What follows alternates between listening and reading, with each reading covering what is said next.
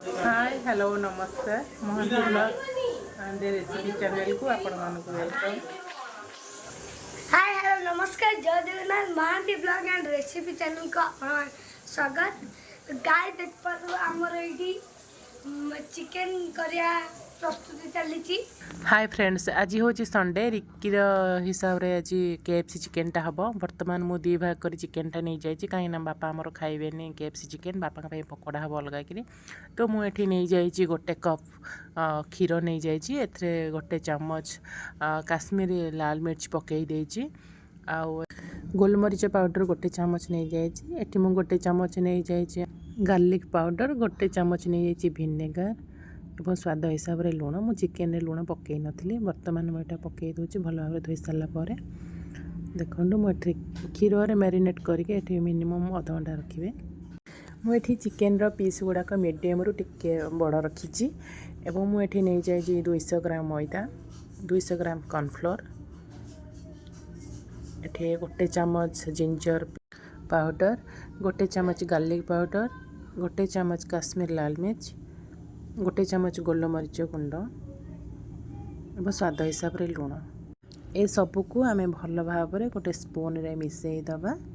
पाउडरटा भल भाव मिसवा दरकार आमर मैदा एवं कॉर्नफ्लोर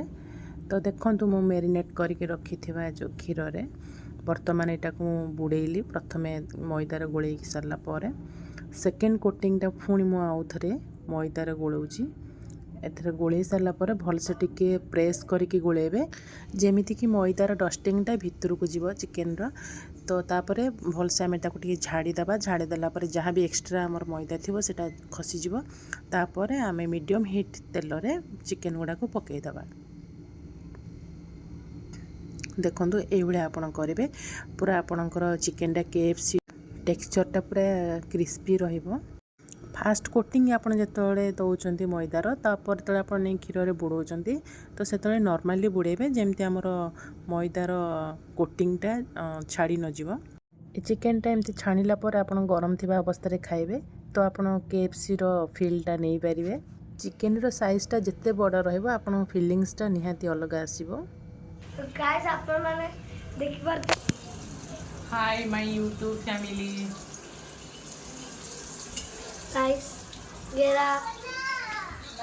देख पाथबे हमरा फ्राइड केएफसी चिकन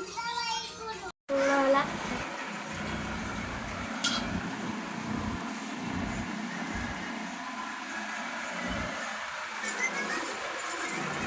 बहुत इच्छा केमती लागु छी बहुत बढ़िया भल जी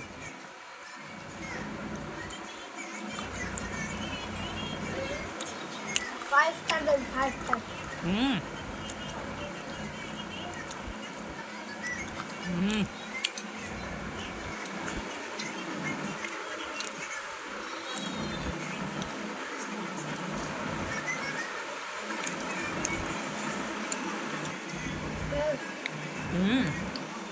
केएफसी बढ़िया है ना है नी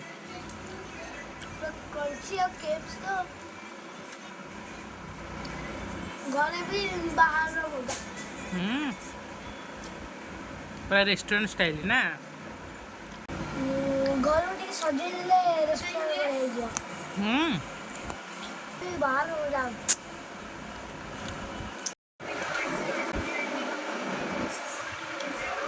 आपण मानको एई फ्राइड केएफसी चिकन भलिला ताहले कमेंट माध्यम जणेबे और चैनल जदि नुआ अछंती लाइक शेयर एंड सब्सक्राइब करिवे। रहउची नेक्स्ट ब्लॉग रे देखावा।